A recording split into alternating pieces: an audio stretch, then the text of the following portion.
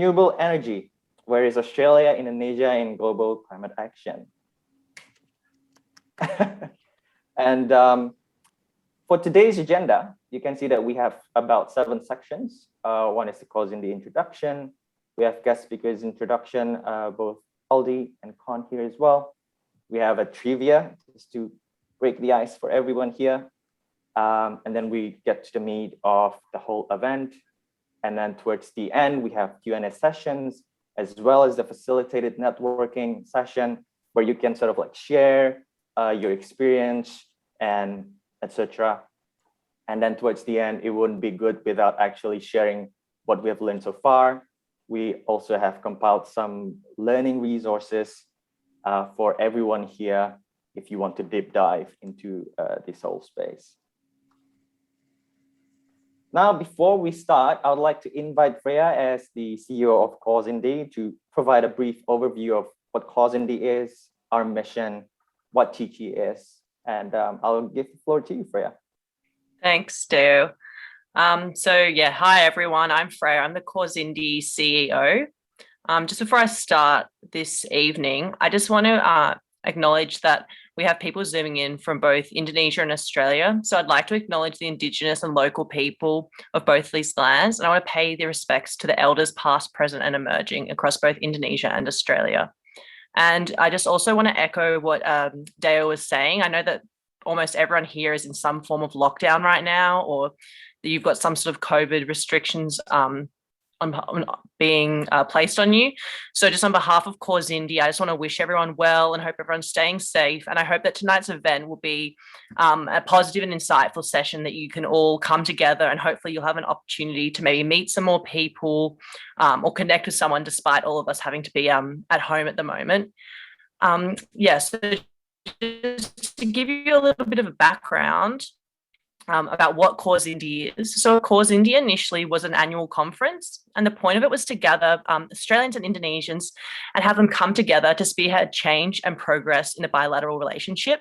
And so these delegates would come to these sessions and they would hear from established leaders from different fields. So we'd have politics, the environment, could be technology or education, and they would attend some educational panels, discussion groups, and also go to different special events like excursions or gala nights. And then at the end of these, the CAUSINDY conference, they would create a thing called the CAUSINDY Review. And this was projects where the delegates would get together and think of some new concept or project or design. And under the guidance of some mentors, they would see this come to life to try and improve the Australian-Indonesian bilateral relationship. So unfortunately, of course, because of COVID, from 2020, we've had to disband the conference for the time being. But because of that, we've had the opportunity to really make some new and exciting creative events and different programs online. So one of those is a mentoring program we do called Pathways. And another one is this, which is CICI. And so what CICI stands for is the CAUSINDY Industry and Community Initiatives.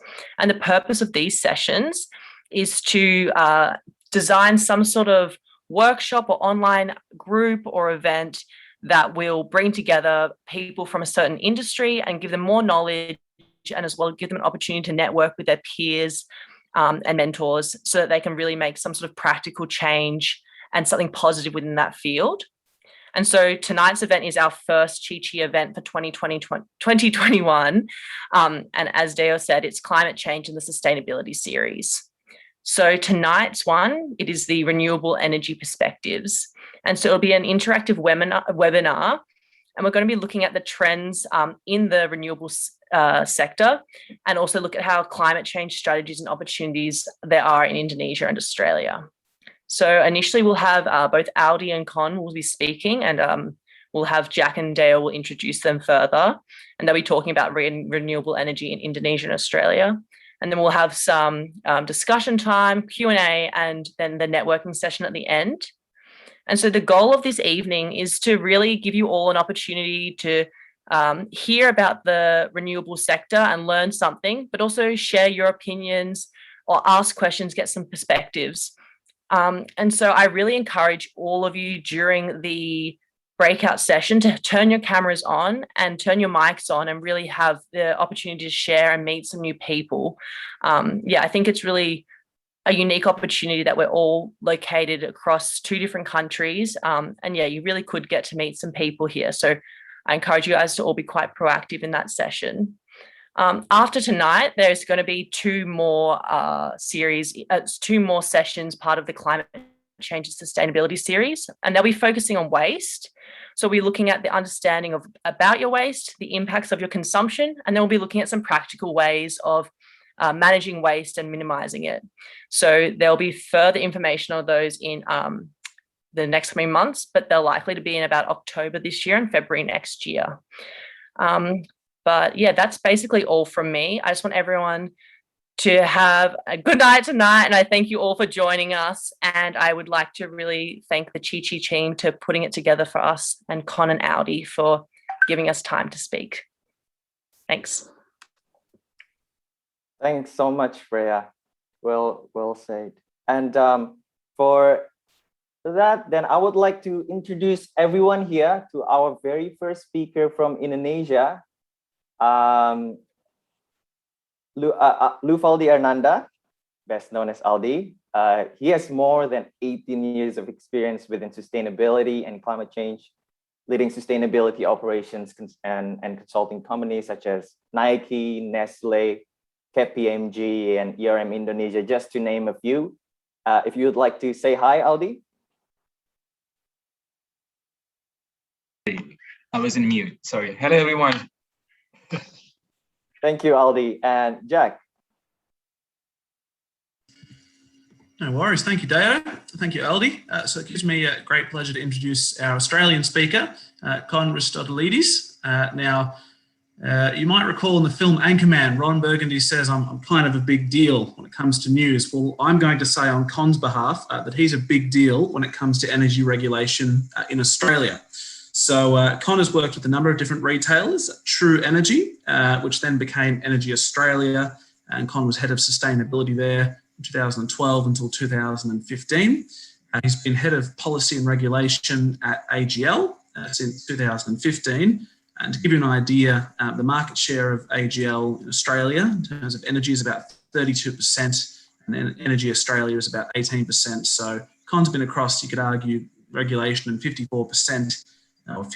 My maths isn't serving me well there. That's not a great start, but over 50% of the energy market, Con's been there. He's been responsible for regulation. He's got a lot of insight to give. And Con, if you want to say a quick good day, it's wonderful to have you here. Hi, everybody. Thanks for that, Jack. It was a very humbling introduction, and look forward to sharing some time and information with people. Wonderful. So with that, we're going to move on to a brief photograph. So we've all got proof that we were gathered here sharing in this wonderful event. So I'm going to hand over to the techies who will facilitate that photograph for us, and then we'll move on to some trivia. Yeah, I'm inviting all these participants to show yourself on cam. So I'll be taking the pictures. And also maybe Sheila can help me to back up the pictures taking. So yeah, if you're tuning in and if you are happy to be featured in our photograph, turn your cam on. So I'll be taking the pictures in a minute while waiting for others to showing the beautiful faces during the pandemic lockdown. Friday, okay. Everybody smile in 3, 2, 1. Okay. Okay, another one, guys. Gaya bebas. Gaya bebas, boleh. Okay, gaya bebas in 3, 2, 1. Yeah, thank you, guys. Thank you. Back to you, Dio. Yeah. All right, thanks everyone. Very, it's I think it's very. I'm very delightful to see everyone here as well, especially turning their cameras on. I think it is also it also feels very delightful us as the hosts of the event to see everyone here just smiling and be happy, and it motivates us very much. All right, thank you. So up to the next session, we will have it's us. Right now, you can call me Dale. Jack is here as well. A bit of my background, I'm an experienced sustainability professional currently working with South Pole. And in the past, I have lived, studied, and worked in Melbourne for about 7 years. So you can clearly see where this sort of like strong connection that I have between Indonesia and Australia lies in. And Jack. Deo, it's been a pleasure to work with you over the past few months. Deo has done an enormous amount of work, as everyone with CAUSINDY, so great to be here seeing it all come to fruition. I've been in state politics in Victoria for the past 3 years, working in energy and renewables. So this is a space that I am coming to love and very passionate about what we're doing here tonight. In terms of my Indonesian connection, I had the pleasure of studying at UKSW di Salatiga for about a month, a few years back, and I've been studying Indonesian since I was 13. So it's wonderful to be combining two things which I'm really interested in, and we're doing them here tonight. It's great. So we'll move on to the trivia. Take it away. All right, everyone. So we have a picture here. Basically, the question is very simple. Where is the picture to the right located? So what we have done is that we have opened up a poll for you to choose. You can answer it, just click on it, and then I will show everyone the answer to this question. No pressure, this is just a picture. All right, questions are coming, answers are coming in. I think I had a bit of a lag. 10 people already answered, 11. Let's give it 10 seconds until we can reveal the question. I think this is a bit tricky. I can see that the answers are quite varied as well. All right, great. I guess that's it. So I can see from the poll here that a lot of you have chosen both Sulawesi as well as Nusa Tenggara. Some of you have also chosen Western Victoria and Northern New South Wales. I think the tricky part here is that because the landscape sort of actually resembles Australia as well in some ways because it's quite flat, but it is actually in Sulawesi, Indonesia. So that's A. So this is actually the only wind farm present in Indonesia right now. It has quite a bit of power, 75 gigawatt, but this is the only wind farm that is present in Indonesia. So next question.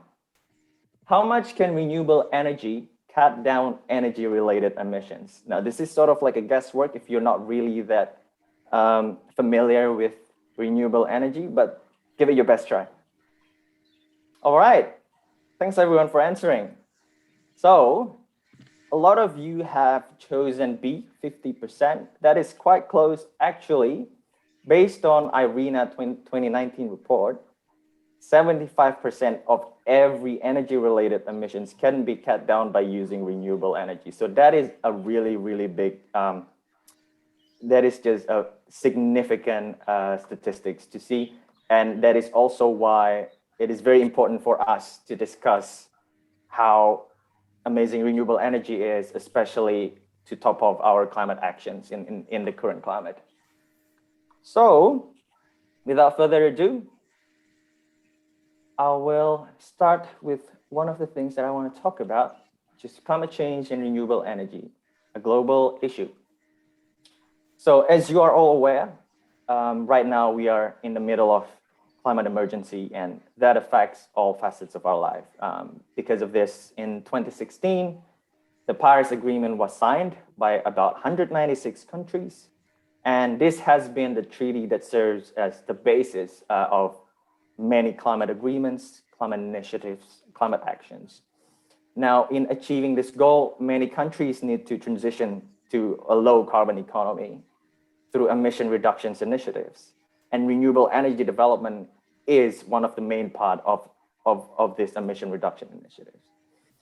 On top of that, many industries and companies have started implemented voluntary standards to achieve their own climate ambitions through disclosure such as TCFD and SASB. others such as GRI as well as target settings through different frameworks such as science-based targets and net zero emissions to 2030 and 2050. I'm quite confident that everyone here is aware that climate change will not just impact one country, regions, or individuals, but it will, again, impact every facet of life. So I would just like to say it again, the science is clear. If we do not act now, climate change will severely impact our life and the only Earth that we're living in. Now, just to continue on that, the latest IPCC report that was just released a couple of days ago, actually, currently, without considerable emission reductions globally, limiting to 1.5 degrees Celsius or even 2 degrees Celsius will be beyond reach. So there is a drastic need for us to actually implement all of the available climate actions right now. There are many topics that could be discussed as well under this. However, in this webinar, we will mainly talk about renewable energy, the state of it, and its relation to climate change in Indonesia and Australia. So if you have any questions, please feel free to just write it down in the chat box, and we will make sure that we take the notes. And then towards the end in the Q&A sessions, we will open it up again. So without further ado, I will also let Aldi to present Indonesia's renewable energy and climate change. Over to you, Aldi. All right. Thank you, Deo. And hi, everyone.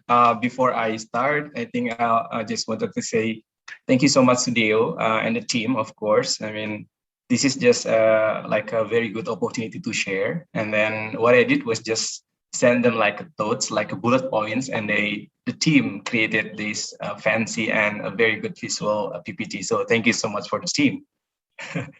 Yeah, and next slide, Deo. Yeah, so in this webinar, we're going to have I hope that we can have like open discussion through the, the impact of the climate change, as well as the opportunity of, the renewable energy, related to the climate change. And then the three major aspects actually that we're gonna discuss is related to the social and, political environment, as well as the environment and, economic. So there are kind of three top aspects that we're going to discuss here. And then from Indonesian perspective, I believe most of the team here aware that the number of 29 and 41, I mean, it's been, everywhere. I mean, the government stated that if we can do like, something, we can target 29 emission reductions, but with the internal resources. However, we need like international support. This international support means like everything, like a grant, funds, loans, soft loans, or like a support or study or something. So, if we have international support, then we can achieve 41%. Yeah. If you see from the number 29, actually 11% from the 29 is actually related to the energy. So I just want to share you how big is the energy actually impacted to the national targets of Indonesia. Yeah. And then if you see the below number, the government very clearly stated in their, national determined contribution that by 2025, it's expected to reduce 198, a million tons of carbon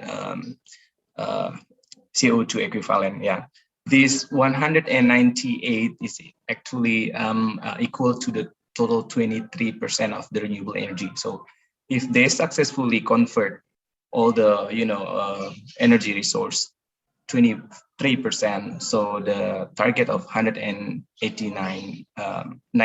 it's achieved. Yeah, and then by 2030 the same. I mean, but with the bigger impact, it's gonna be reducing 314.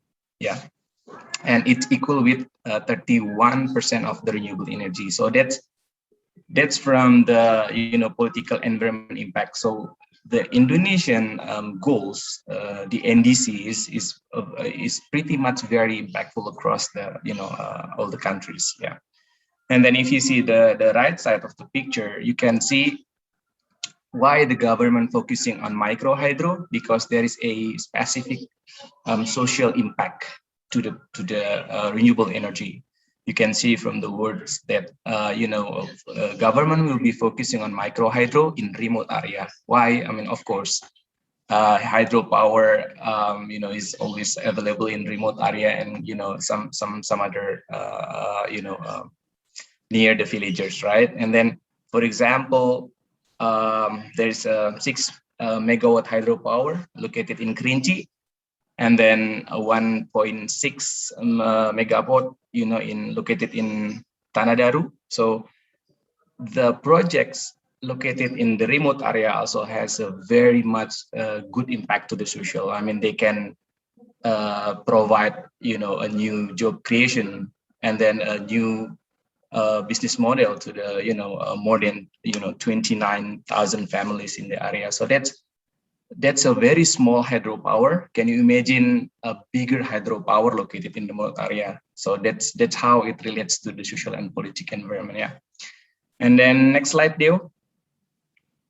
And then that was for the social, and this is for the environment, as already mentioned by Deo earlier, the global impact, of climate change, the global.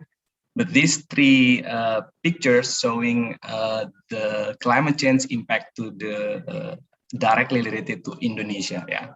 So based on the World Bank report, says like by 2050, if we do nothing, most likely Indonesia will have incremental of the temperature by 0.8 to 1.4 by 2050. Yeah, so these projections is becoming like most likely scenario right now. Yeah, what does the 1.4 degrees meaning? That means we're gonna have, Indonesia actually right now is ranked as the top third countries in terms of the climate risk, right?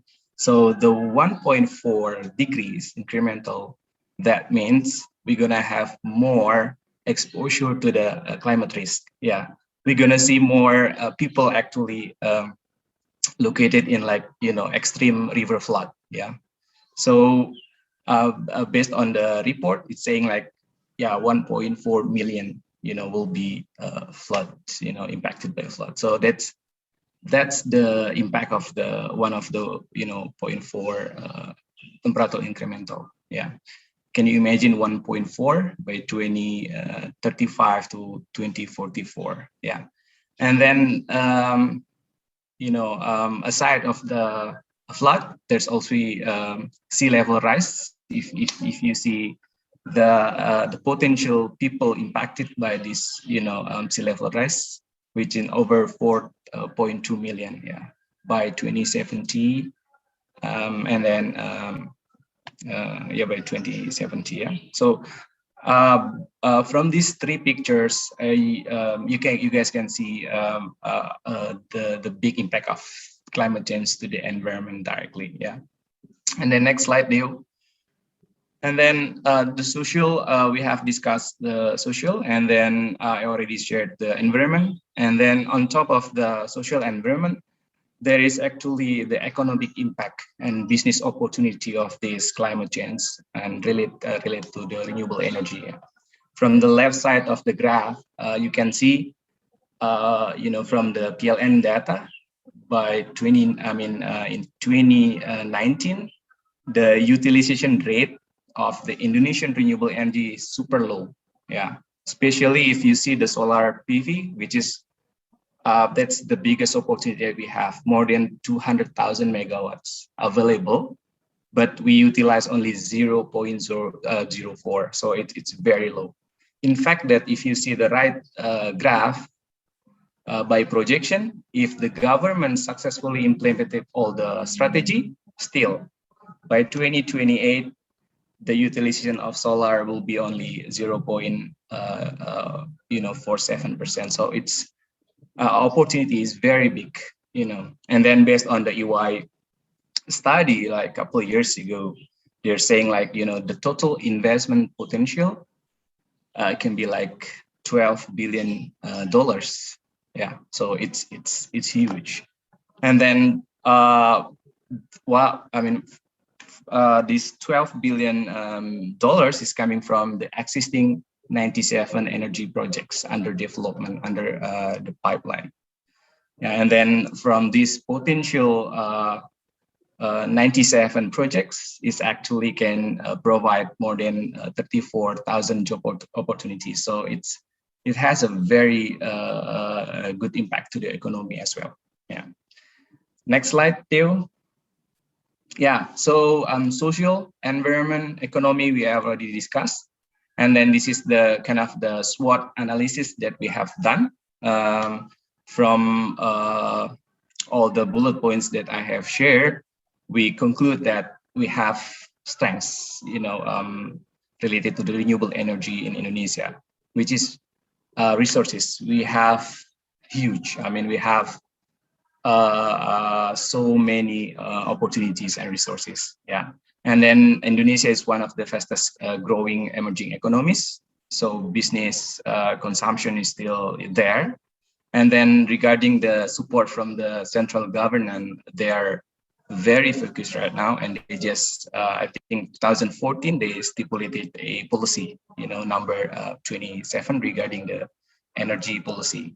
So that's the strength. And then the weakness, why until now the renewable energy in Indonesia is not really, like, I would say, progressing that much, because we think that the lack of the RD improvement, regarding the renewable energy. So Indonesia still rely on other country to support in terms of the technology. Yeah, and then that's why the limited skill talent that we have, it's not really helping the improvement.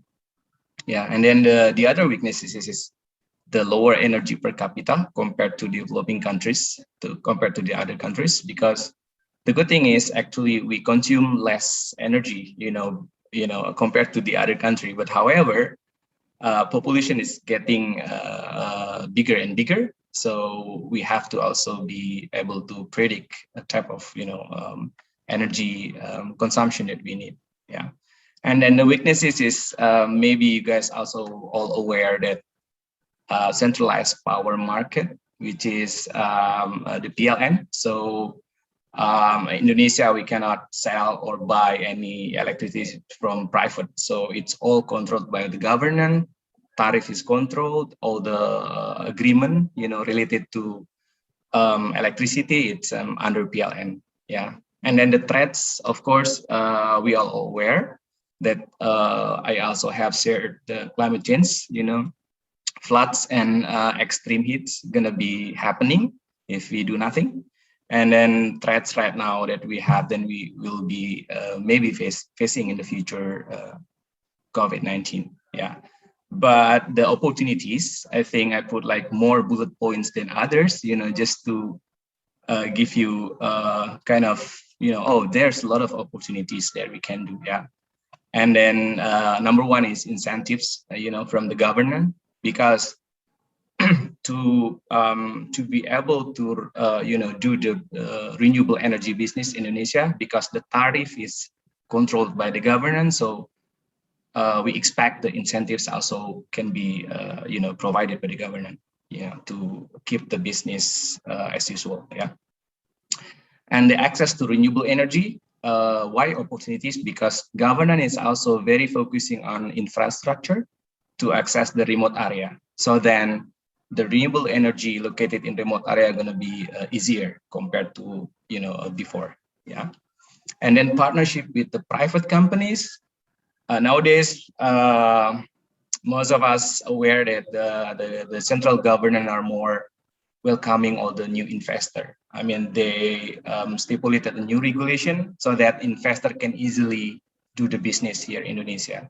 And then just last week, I believe the government just, successfully implemented the 15 minutes business creation platform. So if you guys have a new company register here in Indonesia, not more than 30 minutes, then you can register a company here.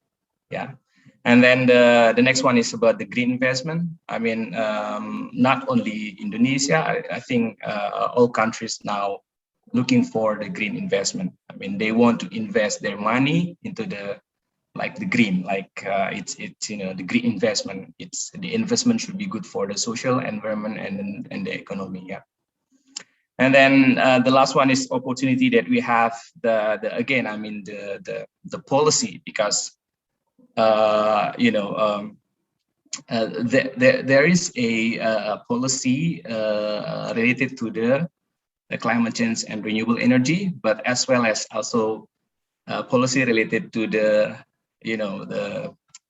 non-renewable energy. So that's pretty much the opportunity that we have. I mean, in terms of the government now really want to go with the coal right now at the moment, just recently, because the renewable energy is not good in terms of the progress. Yeah, so those are the strengths, weakness, threats, and opportunities. And this is from thoughts. And then from our discussion, we hope that we can discuss. If you think that, oh no, the threat should be like the opportunities, or maybe the incentives should be weaknesses. So yeah, let's have an open discussion then. That's all, Deo, from me. Thank you so much, Mas Aldi. That was very, very insightful. A lot of the things here that you put,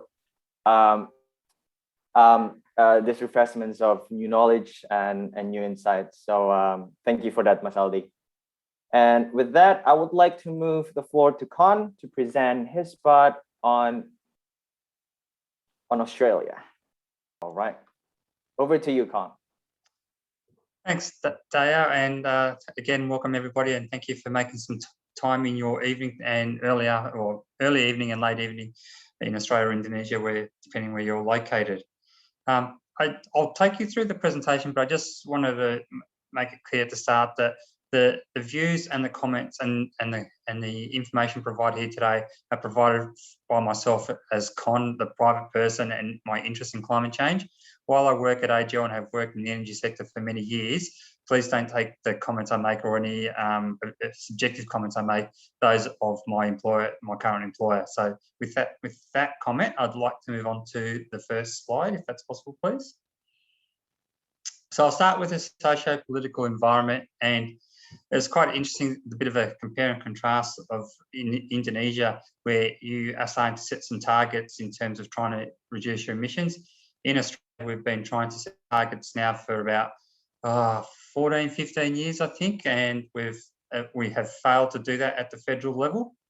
It's been quite an interesting exercise in that in the last 10 years or so, we've had 6 prime ministers, and previous to that, we've had 30 prime ministers in 120 years in our very short history.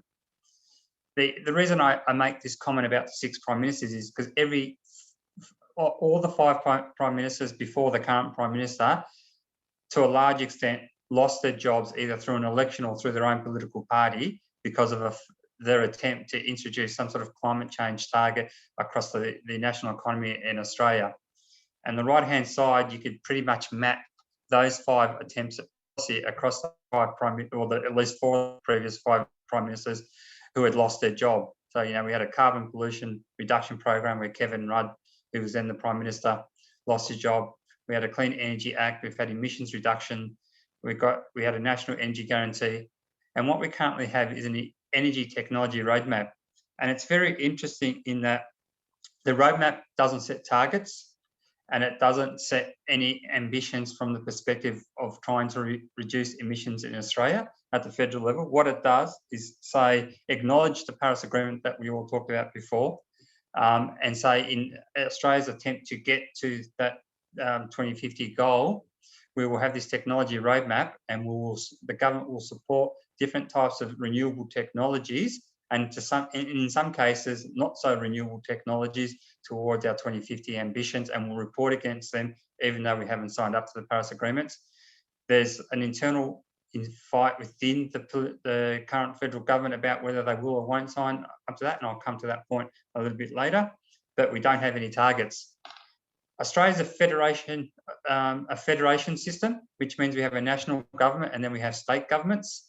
In the vacuum of not having national targets, we have the states who have stepped in, and they have all now set themselves and targets for 2050, and some of them also set targets for 2030 in terms of emissions reductions within their state. As we mentioned earlier, climate change doesn't stop at the border, it doesn't stop at the Australian shoreline, it doesn't stop at the state border. So while it's great that we have state governments setting targets and being a little bit more forward thinking and being a bit more of a leader in this space, it would be great if we had a national target. So the political environment in Australia is very difficult in climate change, and unfortunately that has led to probably, I'd say, 10 to 15 years of lost opportunities. But I think there's other things that have been at play, which I'll move on to the next slides, which have at least helped us try and realise some of those opportunities and get a little bit ahead of the curve. So what are those opportunities? The international environment is really interesting in terms of what's happened in the last 12 months, and in particular, even the last few months. We've got a change of government in the US, and they've signed the Paris Agreement. And for my colleagues in Australia, you probably all saw that very awkward meeting in the UK of our Prime Minister with the US President and the UK Prime Minister. And the pressure our Prime Minister was getting to sign the Paris Agreement through the US coming on board. Another interesting outcome that's been a bit more recent is the European Union's carbon border adjustment mechanism, where they've actually said that they will penalise tax tariffs on countries who import to the EU who don't set themselves targets in terms of trying to get their emissions down. So that has obviously caused a bit of stress on the Australian community to start to move towards a target setting environment and to work towards meeting those targets. And then obviously Australia is a big exporter and importer with China, and China has recently strengthened not only the 2050, 2060 target, but they're also strengthening the 2030 target. So that international environment has significantly shifted in the last 12 months and is causing the federal government to push a bit harder internally to come up with a target and be a bit more forceful in Australia and to fill that vacuum that has been filled by the states. But we also have community groups and social groups in Australia that are quite active. And there's a couple of examples there of Lock the Gate Alliance, the Get Up group. I won't go into them too much. The group I work for, AGL, there's an example there where Greenpeace have been quite active in their campaign against the company I work for in terms of they've rebadged us as Australia's greatest polluter, using our logo and a very good way of using parody to make a point. So these social, community-minded, climate change-minded groups, not only are they putting pressure, but their membership's growing. And so therefore that pressure, where it used to be the minority of people in the population, is starting to become the majority. And so that's causing change. The one thing I'd really like to also touch on, which is having ramifications, I think, in Australia, in, I think, corporate boardrooms, is a decision recently in the Netherlands where the court upheld a decision to tell Shell that they have to set targets and cut their emissions. Now, Shell's appealing that decision, but obviously from a corporate responsibility, when courts are starting to intervene and telling private businesses how to act and to be more socially responsible in the way they use the resources of this country, I think that's a significant step. So this environment, international environment, the social environment, is causing some change. So what does that mean from the business community? If we can move on to the next slide, please. So in the Australian business community, we're starting to see a shift of businesses, even though we don't have any real targets. We've got support programs through that technology roadmap I talked about. We're starting to see businesses start to take action. They're starting to report against international obligations in terms of their climate activities. I can't remember we talked about the framework. A lot of corporates are picking that up now and reporting. There's a lot of pressure from shareholders for the corporates to do that. And I'll just use a couple of examples there. One is the banking industry, which I'll come back to in a minute, in finance, and the other one is the mineral industry. And Australia is a very mineral-rich country. Our economy has survived because largely because of the amount of minerals in our land. We've got a vast amount of land with lots of minerals, with a very small population that is centred along the coastline, so not very close to these minerals. So we've had some significant economic prosperity because of our minerals, but obviously these minerals now are also the cause of a lot of the climate change problems that we have, because that's where a lot of the emissions come from. And energy, the sector I work for, in terms of burning brown and black coal, which was very cheap and meant that people for 100 years had very cheap electricity, can turn the lights on, go to work and do the work and not pay too much money. That landscape's changed in the last 10, 15 minutes. So the mineral industry is front and square in terms of Australia, and being at the forefront of leading change. The banking industry is also very interesting, and I use a quick case study of the business I work for. We're a large generator and retailer of electricity. Without going into too much detail, we recently announced that we're going to demerge the business, and the way the demerger will work is there'll be a renewable side of the business and a coal generation side of the business. The reason being is when the two businesses were together, they face different risks. The renewable sector has different risks in terms of being upstart, building and construction. The coal side of the business obviously has this emissions risk with it, and that made it really difficult to manage those two risks, and it made it really difficult to raise capital from banks and shareholders. So a big decision to demerge our business was the fact that the finance community are telling us, if you want money to continue to build, you need to do something and show us that you're serious about it. So the demerge is part of that story, and the finance sector has been at the forefront of pushing Australian industry through the way that their lending practices to make change. So while we have a federal government that's still debating about climate change target, we've got social pressure, and now we've got businesses with that social pressure starting to make change and moving ahead of what the government may do. So can we please move to the next slide? So strengths, weaknesses, opportunities and threats. They're not too dissimilar to Aldi's. In terms of strength, as I mentioned, the community expectations and the social pressure in Australia is generating a lot of willingness to act by corporate Australia in terms of reducing their emissions and setting their own targets and signing up to a net zero 2050 program in terms of their own business operations. The greater international consensus, I think, is a great strength. When we had different power countries that had quite weak or not so strong views around climate change, it made it easier in Australia to take a bit of a backseat and not to act to and not to be hasty in that action where we need to show some haste. But that greater international consensus, I think, is now putting more pressure on Australia, which is, I think, a good thing and a strength for the global economy in terms of acting and doing something quickly. I talked about the financial sector and the way they're making financing available. I think that's a great strength that we need, and we need that financial sector to keep that pressure on. In terms of weaknesses, and I mentioned this in terms of our political system, I think our federated system, where we have a federal government and state governments, has been a weakness and a strength. It's been a strength because the states have been able to step into some extent and fill some of the void. But the weakness is there's a handful of people, politicians in the federal government who represent regional electorates, and they are putting a lot of pressure on the government, the larger part of the government, to not sign up to any climate change targets. And it's really funny to, and well, it's not funny, it's quite difficult to accept that they're taking a very localised regional view and saying that because we have these minerals in the ground in these electorates, it creates jobs, and we don't want to lose those jobs. So we want to be part of the decisions of how we transition, and they've held up that process. So that, I think, is a bit of a weakness in the Australian system in terms of getting good policy and having a target that we can all work to.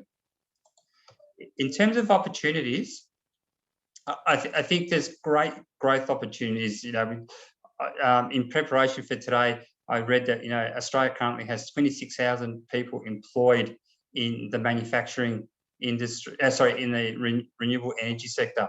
That could be that we could reach up to 50,000 in the next decade if we continue to support and continue to push down this transitional roadmap that we're going through.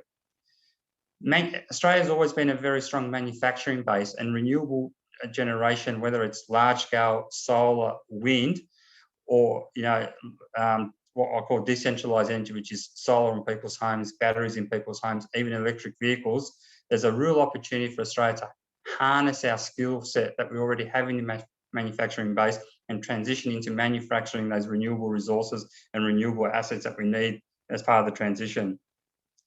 The threats, I think the biggest threat is, and we've talked and touched a little bit on the IPCC most recent report, they're starting to use language that says we are now getting to that stage where the damage caused to our economies, to our natural habitat, to our lifestyle is starting to be very difficult to reverse.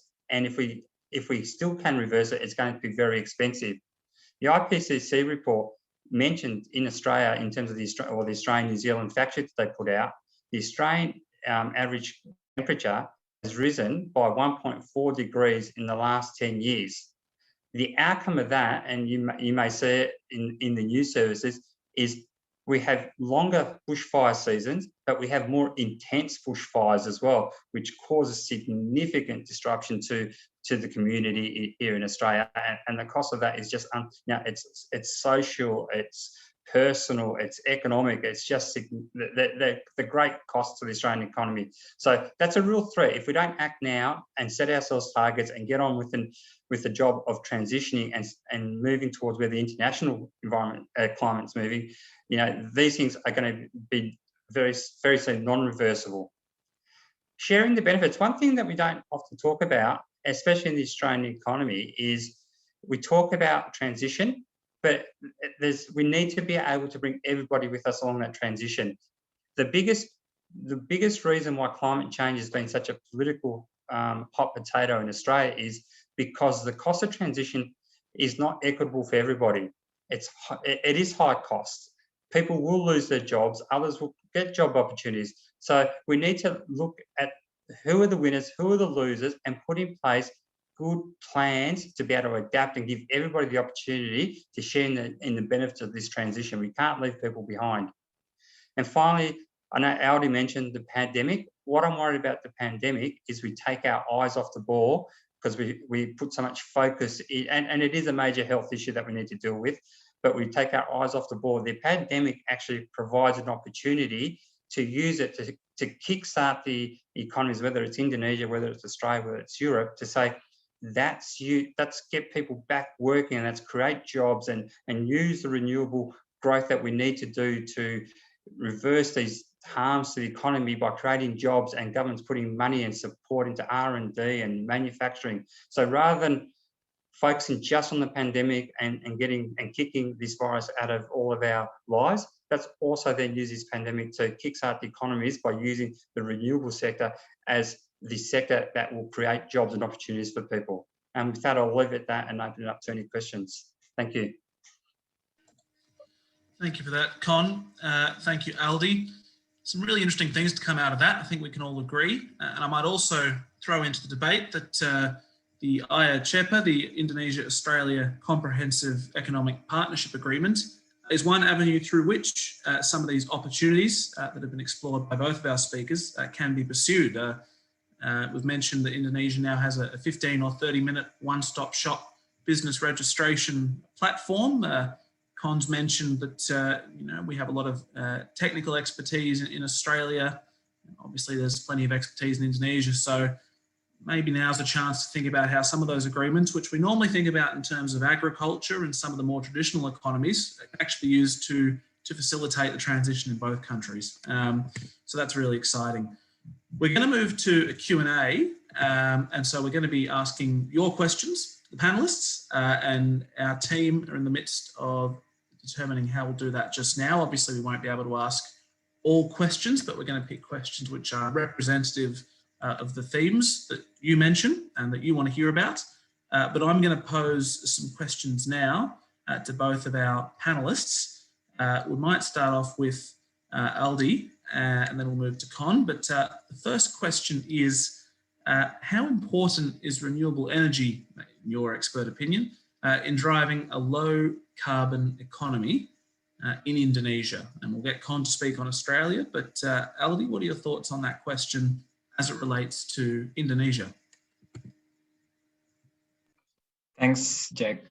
Yeah, well, when it comes like low economy, like renewable energy, especially, I believe, I mean, we can learn from the pandemic that we have right now. It's sometimes if we have something unpredictable, it forces us to also be able to, adapt to the situation, right?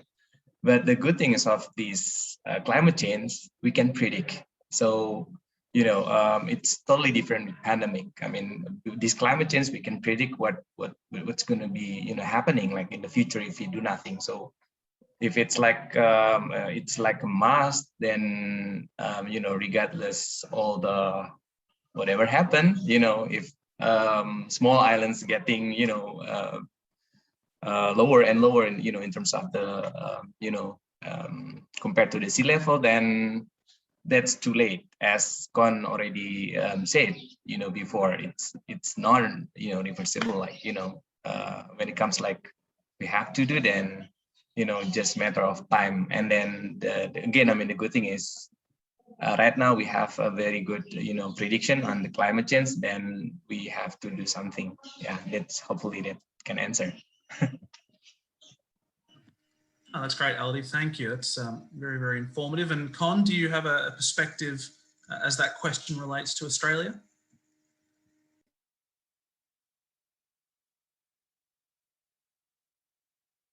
I think you're on mute there. Sorry, yeah, I was on mute. Sorry, apologies about that, everybody. I said I've got a really interesting diagram which I didn't have in the presentation, which I'll try and send to Jack, yourself later, or Daya to share with the group. In the last 8 years in Australia, if you look at our energy mix generation, Australia, as I said, Australia has historically relied on coal for generation, thermal generation, and gas also, because it's been low in terms of a natural resource in Australia to be able to use those to provide electricity to the economy. But in the last 8 or so years, if you look at what's happened to the energy mix, there's been this big shift and investment and growth in renewable generation, large-scale wind, large-scale solar, new hydro, and they're coming to the market. But what we're seeing on the flip side, that's not only coming to the market, but on the flip side, we're seeing this old coal generation, which is now 30, 40, 50-year-old plants, starting to close. So we're seeing a significant shift in large-scale generation away from thermal to renewable. So that's pleasing. And I've got to say, I probably didn't mention this, and I should have mentioned earlier, is the renewable energy target, which was set in Australia in around 2004, 5, 6, I think, has actually driven a lot of that renewable energy generation, and that target's now maxed out, and it's not going to increase any further, but it's been a significant driver of renewable generation. The other thing I'd like to say from a renewable generation perspective is I've spoken about large scale, but I'm not sure if it's a quiet revolution in Australia, but a revolution that's occurring in Australia is households and businesses are starting to take ownership as well, and they're investing in solar in their homes, and they're starting to invest in batteries in their home. And Australia, I think, has the highest penetration of rooftop solar on households per capita than anywhere else in the world. And that's, again, playing a significant role in terms of helping the economy transition to a lower carbon state. So I think both from a large scale and a decentralised scale, renewable generation is very important to the Australian economy. Brilliant. Thank you, Con. Now, just to remind everyone, if you've got questions, by all means, put them through in the group chat. Very happy to consider those. I'm going to move to another question pre-prepared. I can see some questions coming through now. But another question that I'd like to ask is, how can Indonesia and Australia create a joint effort to combat climate change? So, Aldi, what are we not doing? What can we be doing? It's a very good question.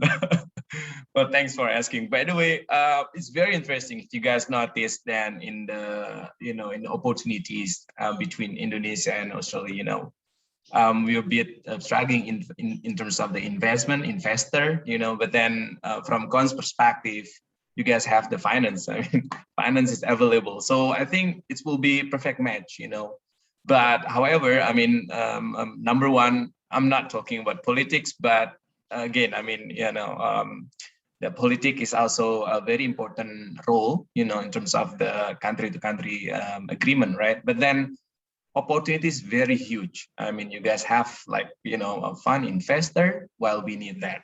You know, resources is available. You know, access is okay. You know, what else? So that's my perspective. Thanks. Yes. You, Con? Yeah, I was going to say, Jack, not much more to what Aldi said. I think fundamentally it'd be great if the two governments can come together and sign a heads of agreement to, you know, support each other and share knowledge, resources, people to be able to, you know, help each other with the transition. There's expertise, obviously, in Indonesia that will be valuable to Australians and vice versa. So I think, you know, if governments can sign this head of agreement and get collaboration between the two countries, I think that would be fantastic. That I think a heads of agreement type arrangement actually helps the business community also look for partnerships and opportunities with each other from the two countries. So I agree with Aldi. Magnificent. Already consensus between our two nations. I love it. Final question, CAUSINDY team, forgive me, I'm going rogue. We had a final pre-prepared question, but I'm going to ask one of my own that I think is relevant to what both Aldi and Con have just said.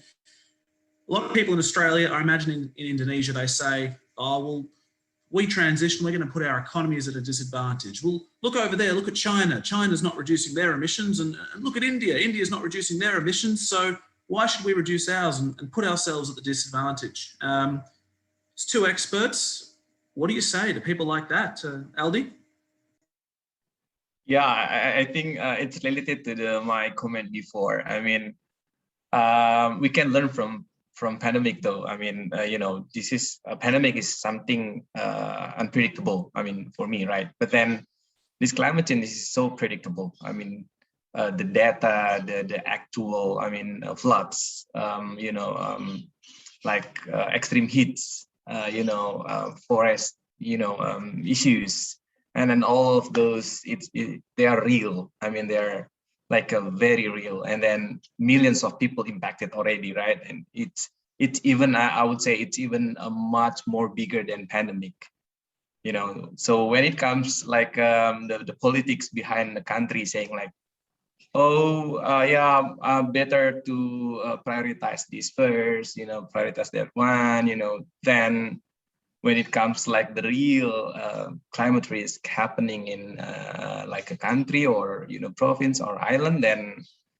everybody will see like, oh yeah, you know. So yeah, that's pretty much my point of view, you know, since like 15 years ago. So yeah, totally agree, Aldi. And probably make a couple of additional comments. I'll put, I'm an economist by training, by background, and I'll share one thought through an economics lens. And at university, economics told us that country economies grow better when you specialize in what you've got a comparative advantage at, and then you export and import with other countries that do the same. And to me, the argument about, oh, we shouldn't do anything because it's going to penalise our economy is very short-sighted. I think if you apply that sort of economic theory to saying, well, Australia has advantages in the transition adaptation to climate change, and we have weaknesses, and same with Indonesia and same with other nations. If we all come in together, such as the Paris Agreement, we're starting to see more signatories to it, the more we can use our expertise to actually kick the climate change pandemic in the backside and out of our economy, and, you know, leave our future generations with a better climate and economy, social environment, nature for them to live in. I think it's selfish from our generation to think, well, I'm only going to care about myself for the next 12 months or the next 5 years, and not care about other countries and care about future generations. And I think that we should do something about it. We shouldn't be self-centered on ourselves and our own backyards. Awesome, Con. Taking me back down memory lane, David Ricardo, comparative advantage. You got to love Correct. it. Correct. Gotta love it. I'm going to throw over to Deo now. Deo's going to ask some of your questions. Deo, take it away. Yep, thanks. Thank you, Aldi. Thanks, Con. That was a very insightful discussion over there. So because of time constraint right now, we will do about 2 questions for about 5 to 10 minutes. So we have got, I think we got the perfect numbers actually, got 2 questions already posted here. One is from Ratna. With the current pandemic condition, PLN's electricity demand has decreased, which has led to revisions or adjustments to the target of renewable energy in the RUPPL 2020-2030.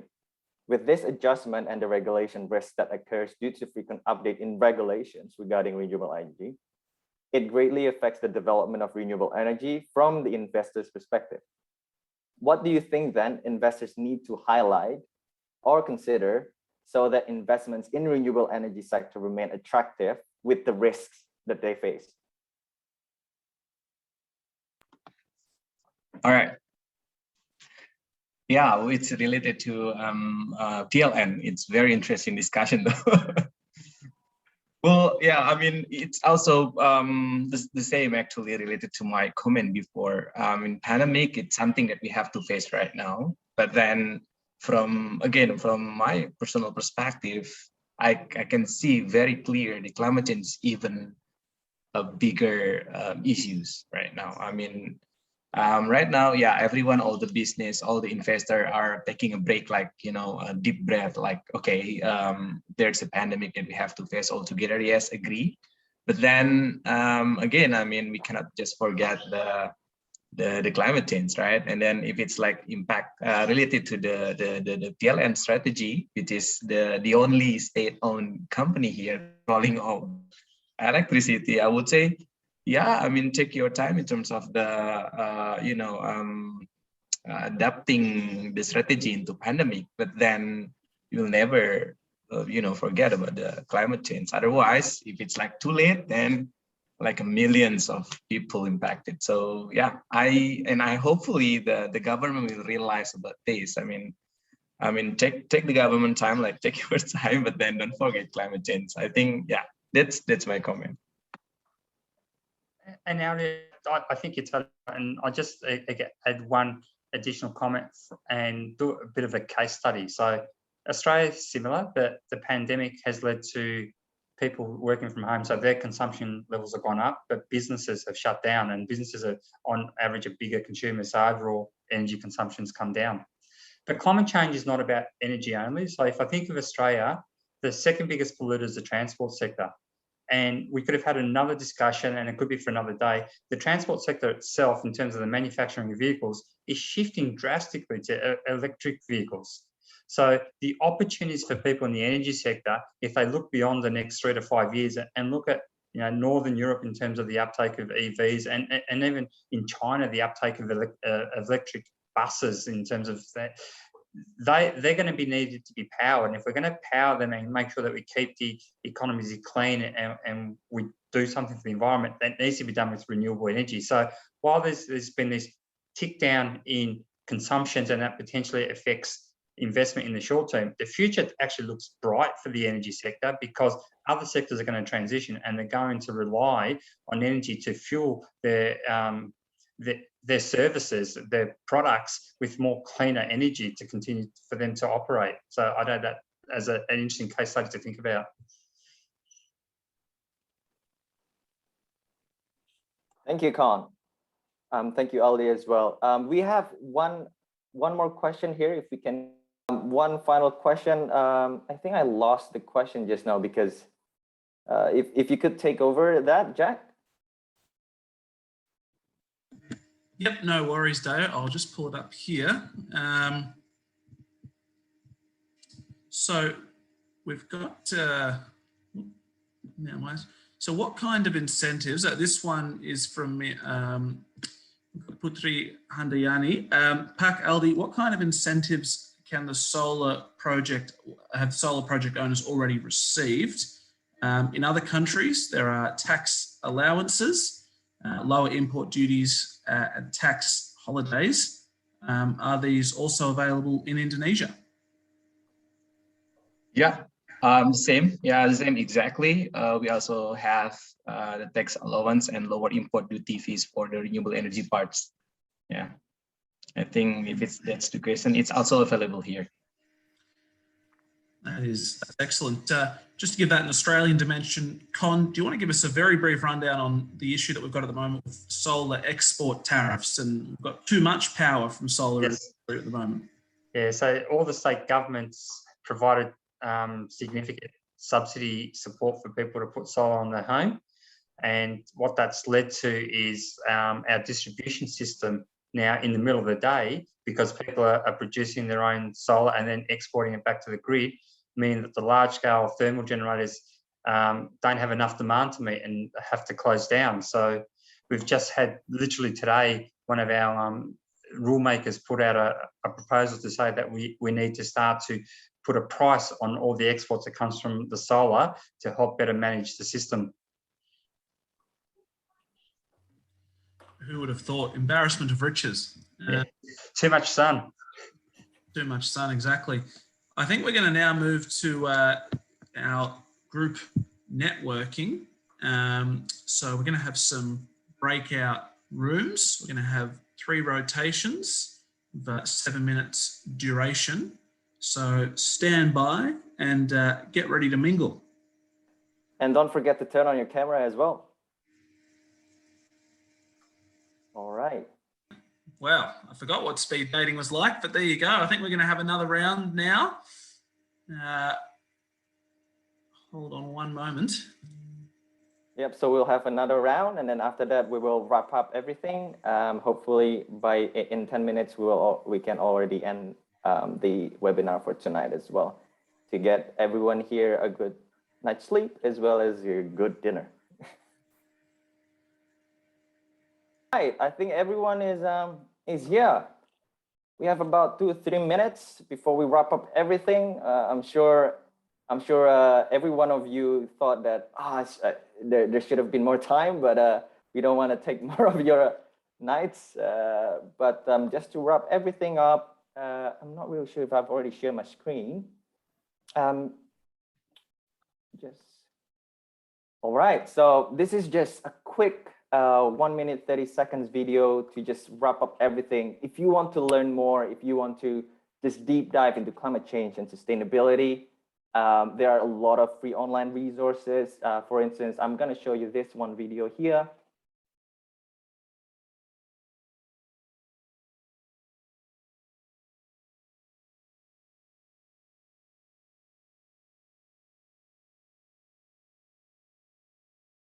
Emissions in the world. How can anyone hear the video? Can you hear the video now? All right. If we really want to be concerned about long-term sustainable food supply chains, you need to be concerned about the Amazon. transport counts more than a quarter of CO2 emissions in the world. How can we really lower our emissions but still meet our society needs? Renewable energy is reliable and increasingly competitive. The action that we are taking is working to scale up renewable energy. Wind, solar, hydroelectric, new modes of transport. We need to have a vision of where we're going. Some will argue, well, we have all the technologies we need. Let's just get them deployed. Others say, no, we need new technologies, big breakthroughs. The answer, obviously, is we need both. What we need to do if we're going to get to net zero is not only have good technologies, we also need to have smart policies. Deep decarbonization is possible. It's necessary. If we don't act now, it's going to be more costly tomorrow. We're all in this together on one planet, facing a dangerous and deranged climate system. This means taking care of those who are being hurt. It means taking care of the poor. It means acting in solidarity. As we move forward together, we need to view ourselves as one world, making a maximum effort to keep the world safe for ourselves, for the most vulnerable people in the world today, and for future generations.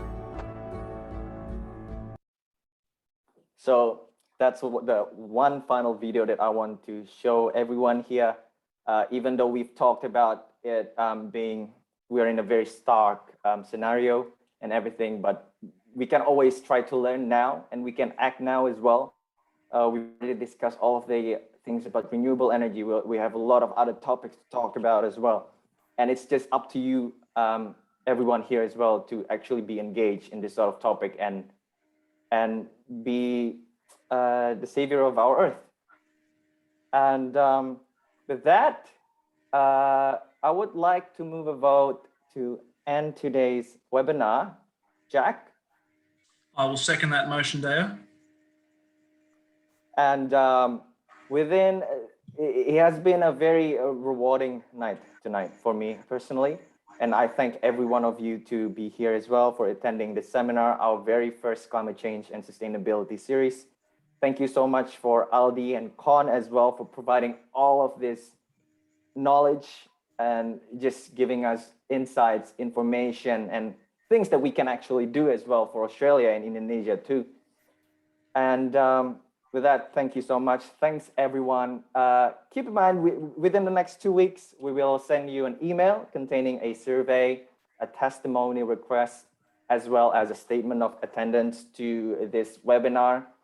And always, finally, keep a lookout for future series in CCS. And we also have an Indonesian language workshop if you are very, very interested in that too. And thank you, everyone. Thank you, guys. Until next All right. Thanks, everyone. Stay safe. Stay safe. Thank you, everybody. Thank you, team. Goodbye. Bye-bye.